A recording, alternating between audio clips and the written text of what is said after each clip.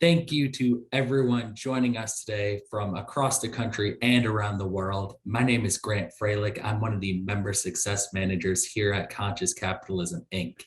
On behalf of the entire Conscious Capitalism team, thank you for taking the time to learn and to grow in community with us today. Today, we're joined by Keisha Williams, the Director of Workplace Equality Programs at the Human Rights Campaign. She's going to be discussing the HRC's Corporate Equality Index, as well as the importance of creating inclusive and equitable workplaces for all. As many of you know, conscious capitalism is a philosophy that emphasizes the human nature of business, as well as a movement of business leaders from around the world working to change the practice and perception of capitalism as a means of elevating humanity. Conscious Capitalism, Inc. is a nonprofit organization dedicated to catalyzing that movement by creating learning opportunities like today's session and building systems of support for practicing conscious capitalists through our Senior Leader Network membership.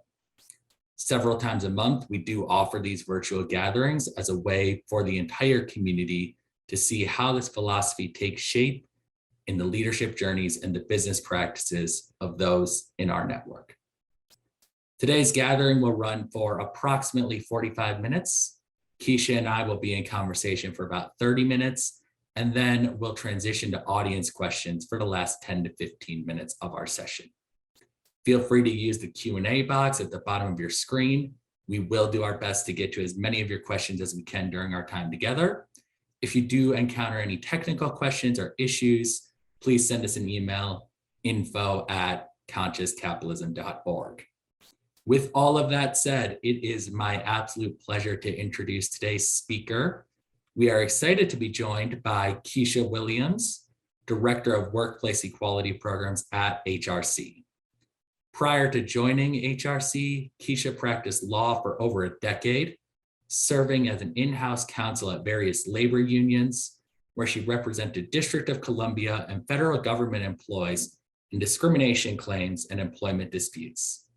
Keisha continues to serve as an adjunct professor of law at the University of Maryland School of Law, where she teaches labor law. Keisha, we are so excited to have you here with us today. Thank you for making time. And let's dive right in. Thanks, Grant. For those of us on this call that might not be familiar with the work of the Human Rights Campaign, can you just give us a little bit of background on the organization, a little bit of an overview of the mission and the work that you do with HRC? Sure. So HRC is the largest civil rights organization that's fighting for LGBTQ plus equality. Our vision is really that LGBTQ plus folks have the ability to be their authentic selves and have legal protections and equality under the law. We have a pretty wide network of about 3 million folks that are members who work with us to fight against attacks on our community, especially when it's the most marginalized folks within our community. HRC also has a foundation component that has 11 different programs where we focus on different aspects of our community. We work with children and families. We work on global equality initiatives. We engage in advocacy and economic empowerment with the trans community. And we have our flagship program, which is the Workplace Equality Program that I lead. And for the workplace program, our lens in terms of driving equality is through the workplace. We acknowledge how much time that all of us spend working and how important it is for the workplace to be a safe and affirming environment for employees, where they can come to work, be their authentic selves, and thrive in those workplaces. So on the workplace program, we engage with companies and really try to provide resources and tools for those companies to create diverse, equal, and inclusive environments for their employees. I love that. Thank you for sharing all of that information. It sounds like you are making a real impact in the world. So thank you. I know a main part of your work is putting together the Corporate Equality Index. Can you just share a little bit more information about the Corporate Equality Index? Sure. So the Corporate Equality Index, or CEI, as we refer to it, is a survey benchmarking tool. So we essentially provide companies with a survey and evaluate their workplaces based on a couple of different pillars. One, we look to see what workplace protections look like in that organization. We require that companies have protection based on sexual orientation and gender identity in their policies. We look at internal practices. So what does training look like? Are there employee resource groups or affinity groups that create a sense of community for employees in the workplace? We look at healthcare offerings and ensure that those offerings are inclusive of transgender workers who've historically had a lot of barriers in their effort to attain medically necessary care. We look at external engagement with the LGBTQ plus community as a whole. So we evaluate companies on all of these factors, and we assign a score to those companies based on the level of inclusion that they have in the workplace. So companies who earn a score of 100 receive the recognition of best place to work for LGBTQ plus equality. And companies who don't score 100 are companies that we engage with and help them to understand the growth areas for their organizations and the importance of implementing these baseline policies that really are a foundation for an inclusive environment. So this is the kind of work that we do with companies through the Corporate Equality Index. And most recently, our 2022 Corporate Equality Index report was released, and over 1,200 companies participated this year, and over 800 of those companies received the top score. So we're proud of the work that we've been doing with all of these organizations and all of the growth that we've seen over the program's 20-year existence. That's amazing, and I appreciate you sharing the numbers. I was going to ask about how many companies do receive scores, and I'm a data guy, so I appreciate you sharing that side of things. Diving a little bit deeper into that data, have you noticed any particular trends or anything that has really been surprising or insightful for you? Specifically, I'm thinking about different regional trends within the United States, rural companies versus urban companies, things like that. Sure, and that's a great question. And I would say an interesting insight that we gleaned from looking at our research throughout the years is that we expected those kinds of trends. We expected that the South and other regions of the country would be areas where diversity and inclusion was not growing. We expected manufacturing industries and other plant-based operations to be organizations that weren't as committed to diversity and inclusion. But what we found is the opposite. We have companies that are rated 100 and that have been rated 100 for many years, that are in all areas of the country, that are in all types of industries, banking, retail, manufacturing, and any other industry that you can think of. So what we found is that there's really a market imperative where companies in all industries and sectors have to create diverse environments, create inclusive environments, and make their company's values known in order to remain competitive in the market. So we're seeing this holistic approach to organizations and this widespread commitment to improving their workplaces in this way. I appreciate you sharing that. Has that always been the case? I know you mentioned this is the 20th year of the report. Have any of those trends changed over time? I would definitely say diversification of industry has changed substantially over time. In our first year of having the report, we had about 319 companies participate, and only 13 were top scoring companies. And they were in certain sectors of our economy that are a bit more progressive, like the tech industry, for example. But what we've seen over time is complete diversification, where there isn't an industry or sector I can think of where we don't have representation. I love that. Thank you for sharing that. You're collecting all this data, you're talking to, thousands of companies. Why does this matter? Why is it important to collect all of this data? And why is it important to share this type of data with the corporate world as well as with the general public? So there's a couple of different components. One of the conversations that we've been having with businesses over the last several months has been about the Great Resignation, where we had 2 months where there were record highs in terms of the number of folks who resigned from their position. So companies are really paying attention to their recruitment and their retention efforts. And one of the things that we found through our research is that when you have an inclusive and diverse work environment, you attract top talent, and you're better able to retain that talent. So we see this as really companies working to respond to the job market right now. Also, a huge catalyst for us doing this report is it's an education tool. There are so many companies and businesses that we work with who are less informed about workplace equality and inclusion, who don't understand the business case and how it reduces rates of absenteeism, how employees are able to be more efficient and effective at work because they're not concerned with how they're being perceived by their colleagues. So a huge aspect of this work is really publicizing the importance of the work. And it's not only that it's the right thing to do, but it's also great for business. So this is really a tool and a platform for us to engage with companies that may not be part of the 1,200 that we work with. I know one of the conversations that's come up in conscious capitalism is how people now look at the racial composition and the gender, sexuality, all of those sort of DEI indicators. People are really looking to figure out how companies are implementing DEI before you decide where you're going to spend your money, where you're going to apply for jobs, and who you're going to work with. So I do think that the HRC and the Corporate Equality Index is providing a really valuable tool in that sense. I would love to hear, just in a general sense, what are some of the key findings that have come out for you? What are some of the highlights? What type of positive impact has the Corporate Equality Index had this year, more recently? Sure. So one of the areas of growth that we have been thrilled about, there's still so much work to do in the space, but it's been a lot of improvement, is the transgender inclusive healthcare space.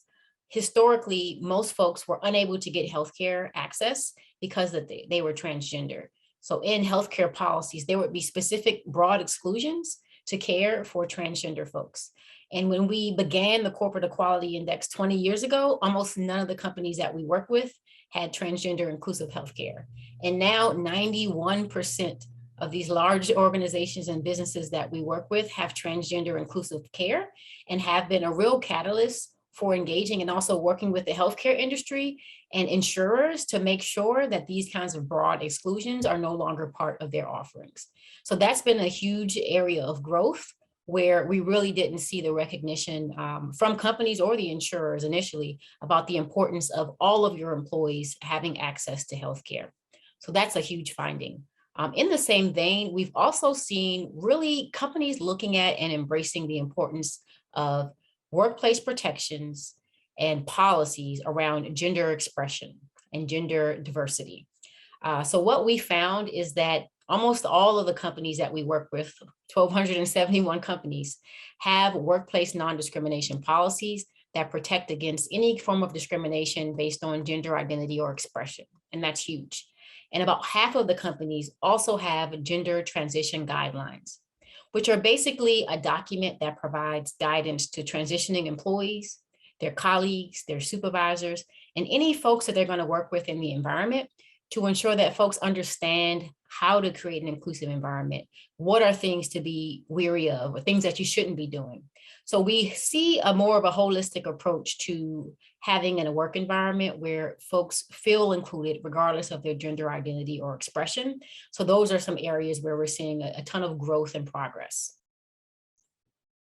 And thank you for bringing that up. One of my questions I was going to ask is, during the last couple of years, there has been a real increase in acts of violence against transgender individuals, non-binary individuals.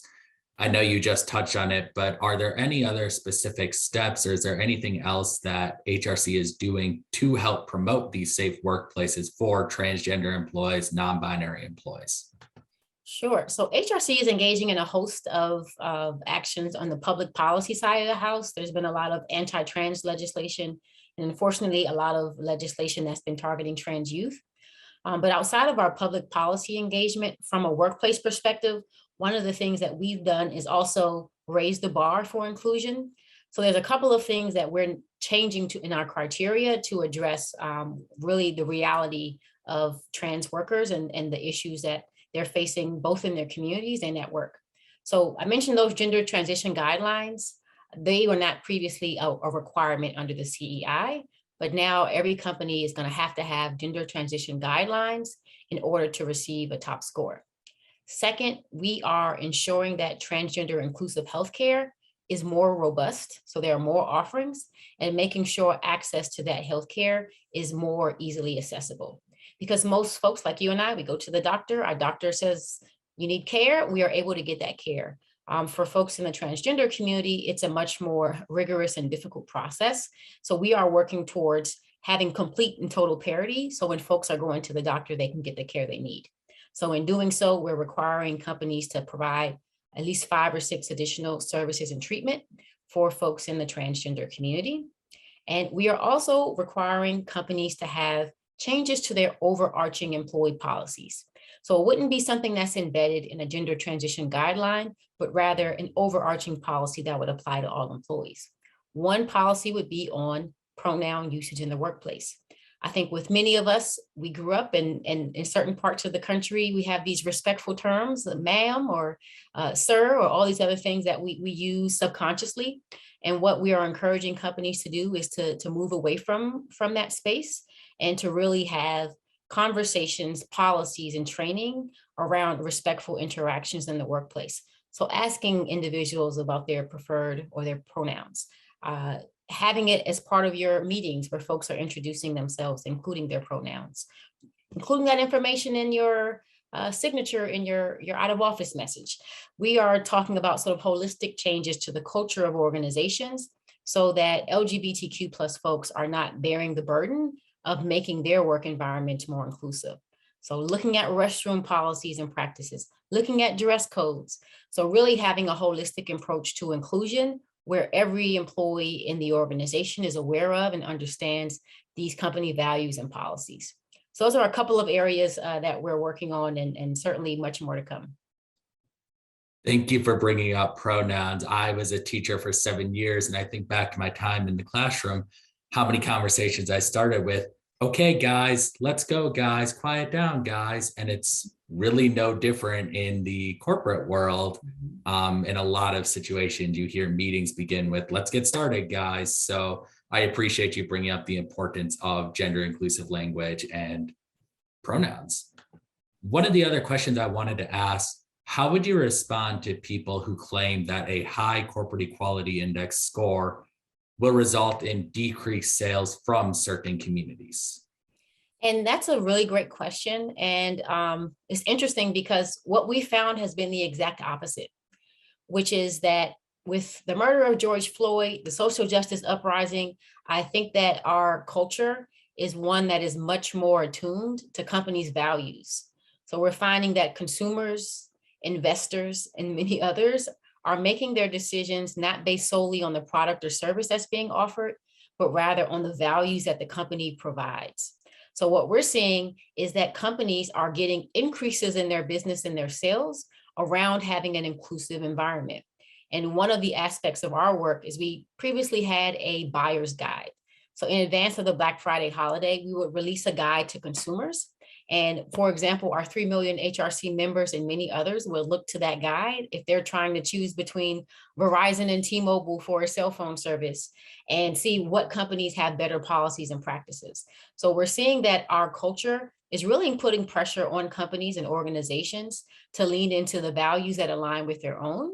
And there are expectations that companies have clear values and that folks are going to, want to align themselves with companies that align with their own values, especially with the emerging generations.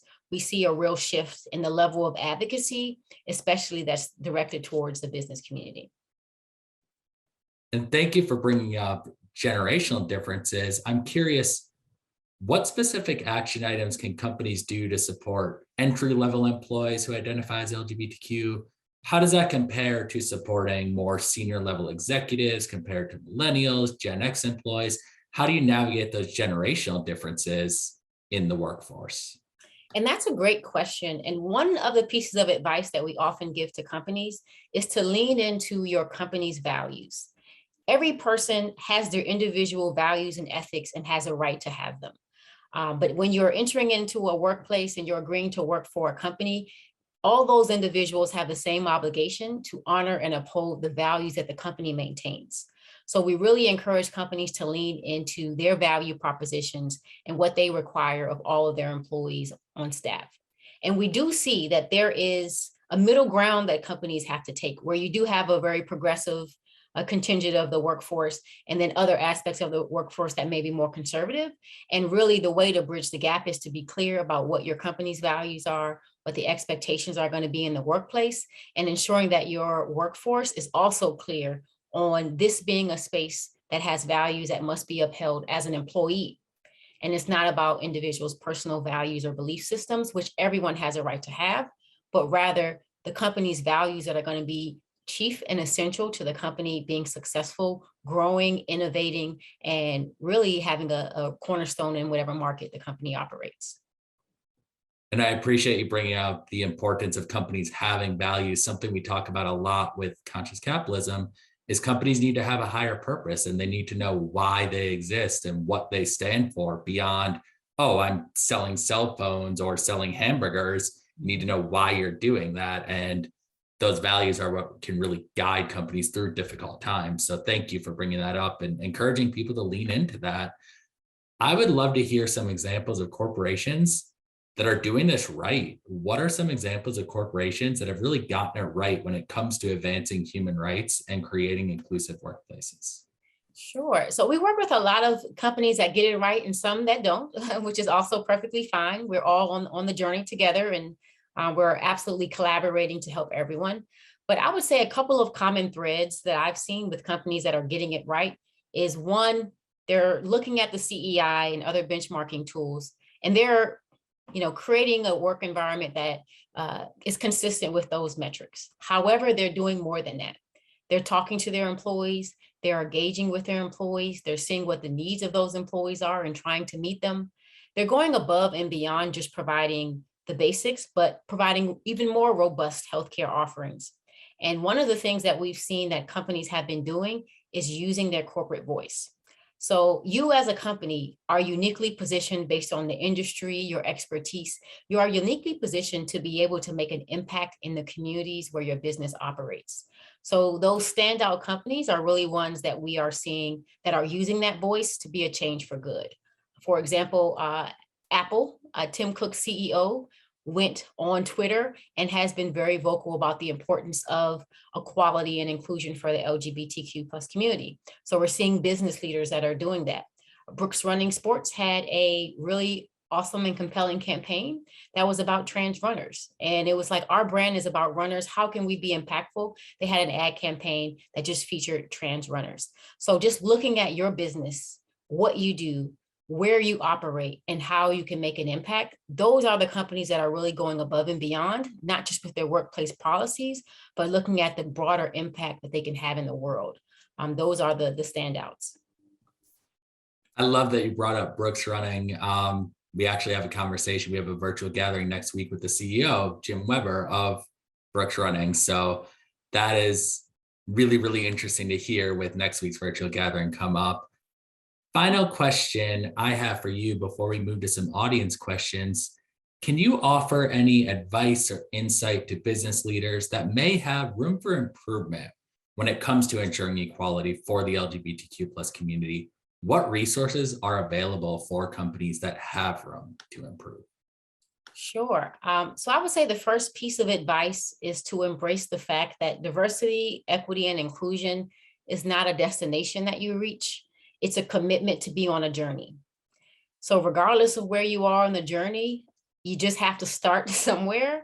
And it's not about where you're starting, but where you're trying to go and what you're going to do to get there.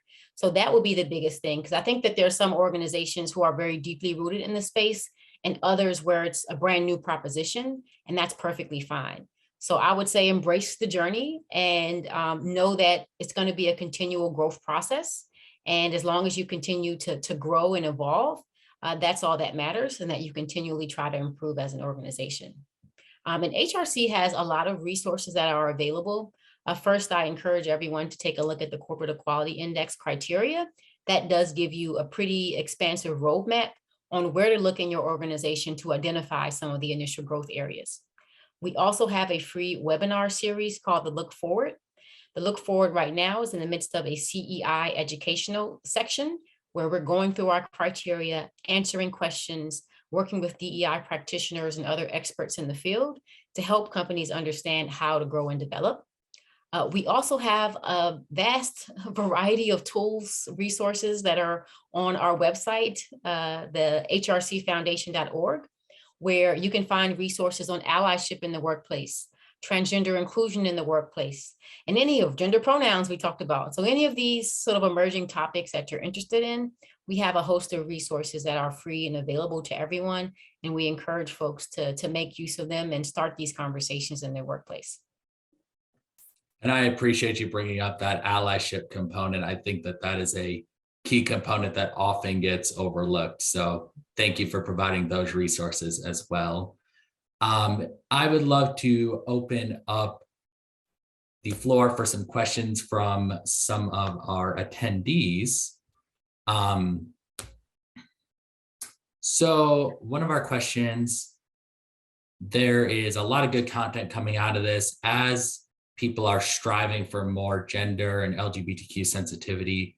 Is there a risk of pivoting so far in one direction that it ends up alienating traditionalists? So example, our company has a diverse pool based on race, gender, socioeconomic, and political views. The tightrope is tricky. On the one hand, you need to focus on respecting everyone's dignity, listen more, and be attentive to everyone's preferences. But this individual has also seen challenges on all sides where some are accused of intolerance when they use language that they've always used. Guys, ladies, the examples I brought up before. So the problem that Mitch Morrison is facing is instead of our changes unifying folks, it ends up creating more tension. It's almost like the road to hell is paved with good intentions. So any solutions or tips for navigating that tightrope? Sure. So I would say first, this is a learning opportunity, not just for the organization as a whole, but for every individual employee, manager within that organization. So as you, as an organization, figure out what your values are, you have to make sure that you are providing the education tools and resources for all of your staff to have the same foundation upon which to operate. So typically when I have conversations with companies or closed door sessions with employees or their supervisory staff, I am thinking, okay, let's see what the conversation is. And I think that there's a lot of folks who don't feel prepared to engage in a respectful way in the workplace, who require more training and more engagement, more opportunities for low stakes practice before going into the workplace and feeling like they've offended someone when that wasn't their intention. So I would say for sure, lean into the training and development aspects of your work. One of the things that we require in our training offerings is that all of your diversity training includes sexual orientation and gender identity measures, examples, so folks can have an ability to practice before they're in the workplace and feel comfortable navigating the spaces a bit more than in situations where your company's values have changed. They had one training and now folks are at a point where they're not comfortable feeling like they can operate as themselves in the workplace. So certainly lean into the training. And second, I think that was the component or the aspect of what I was saying as it relates to values. So I've had conversations with manufacturing plant workers in Alabama, and there are very strong religious views and viewpoints politically. And I think every single person has the right to have those views. But in the workplace, it's not about each individual's individual views, but rather what standards and requirements that the company is going to have in place that they're going to require their employees to uphold. And I think when you get entrenched into individual religious views and other values and politics, you can certainly be entrenched there. I think our whole country is in that space.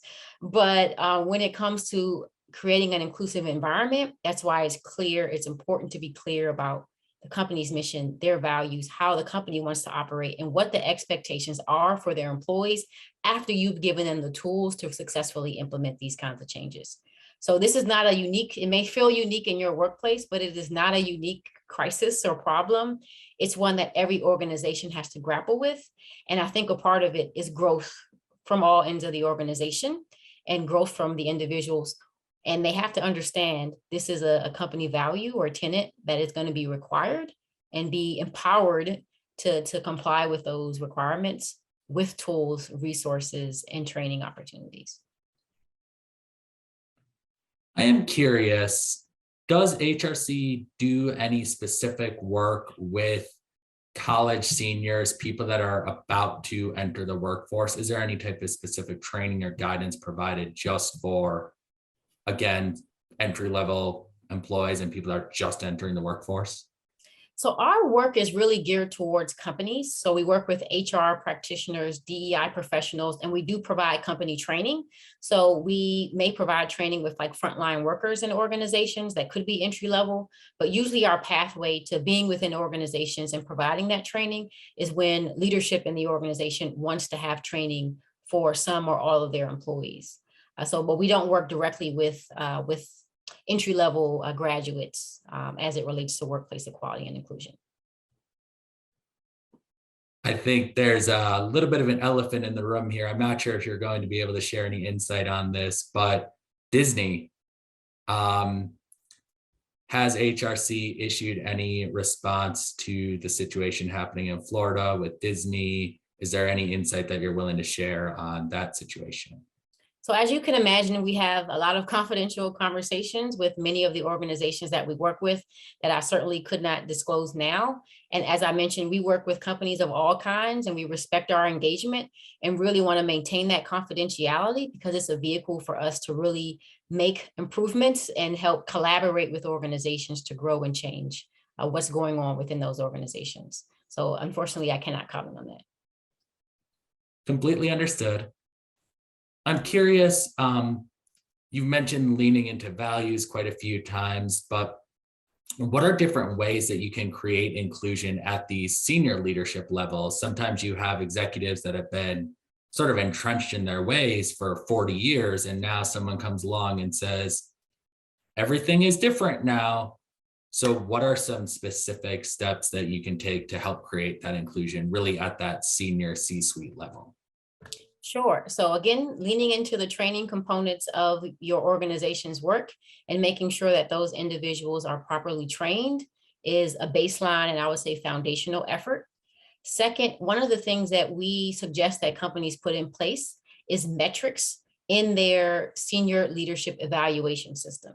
So if I am a senior leader, I would not only be trained, but I would be held accountable for my efforts in driving workplace equality and inclusion in the workplace. So incentivizing folks to do that. Oftentimes in organizations, your performance is linked to other bonuses and other performance awards. So making sure that there is both the training components there and the incentive to continue to grow in that area, knowing that you as a leader are going to be evaluated on how you lead in this aspect of the work and the mission of the organization. Perfect world, Keisha Williams, HRC can wave a magic wand and achieve this utopian vision. What does the perfect future look like? If HRC can, have everything go their way, what would an absolute perfect future look like in your mind? Yeah, an interesting question, but I think it goes back to diversity, equality, and inclusion not being a destination. So my conception of a perfect world today is not going to be the same tomorrow. It's not going to be the same next year. It's not going to be the same the year after that.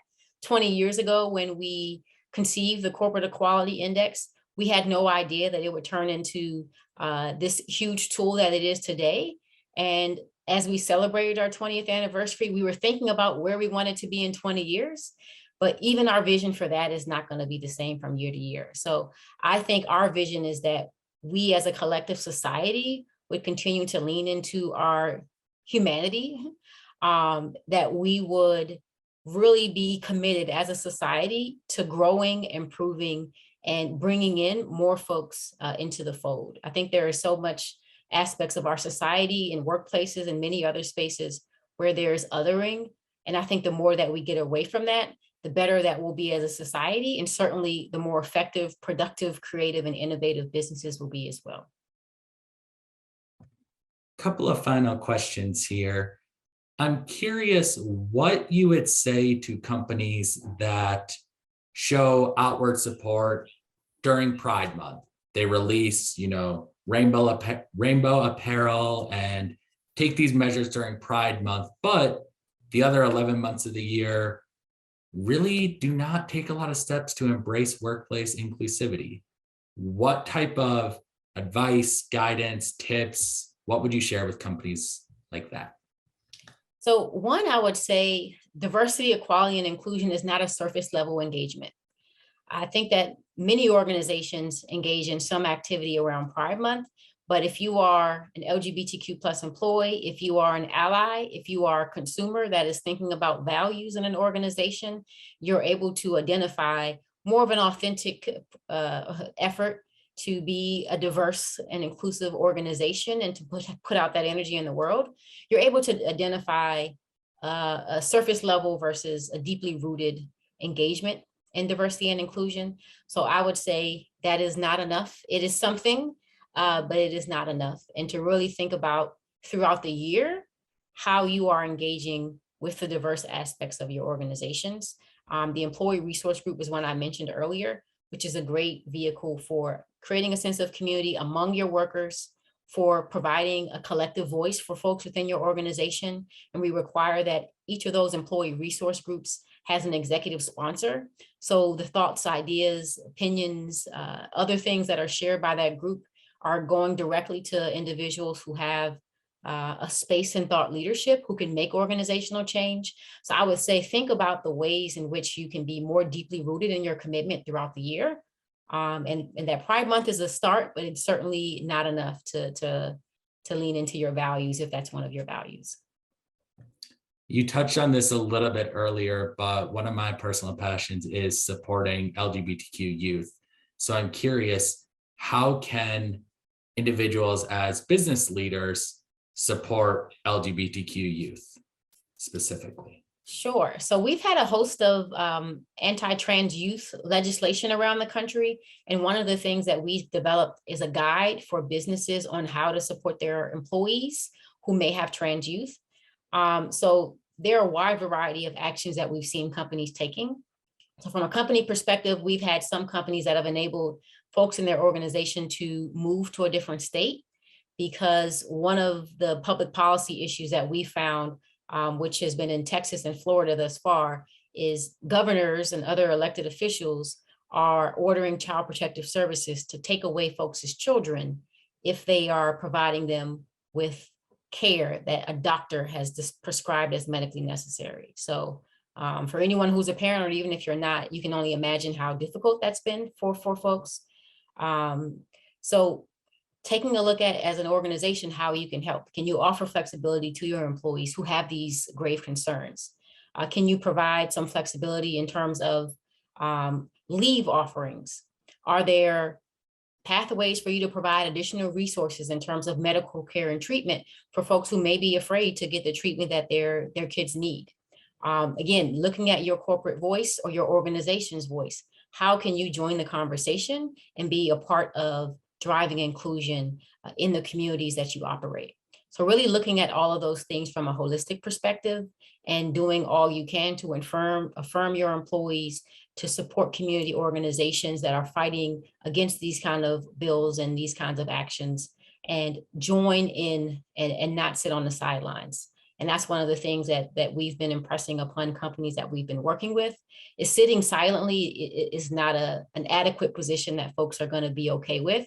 While injustices and harm is being caused, you have to really join in. If that's one of your values, you have to put action behind the words and the policies that you have in your workplace. Thank you for bringing up the importance of actually, living your values and speaking up for what you believe in. Mm-hmm. Final question. Are there any other community causes, other businesses, organizations, anything else that you would like to touch on, or anything else that you feel as though people should be supporting? Sure. So we have a lot of partnerships with organizations that do incredible work. I'll just plug two. One is the Tent Partnership for Refugees. It's actually an organization that was started by the founder of Chobani, and they provide LGBTQ plus refugees with career mentorship. So organizations can sign up to have 5 folks serve as mentors. They'll pair you with refugees that are career matches. So if you're in banking, they'll pair you with someone who wants to be in banking. And it's an opportunity for you to work with that individual and help them grow in their careers.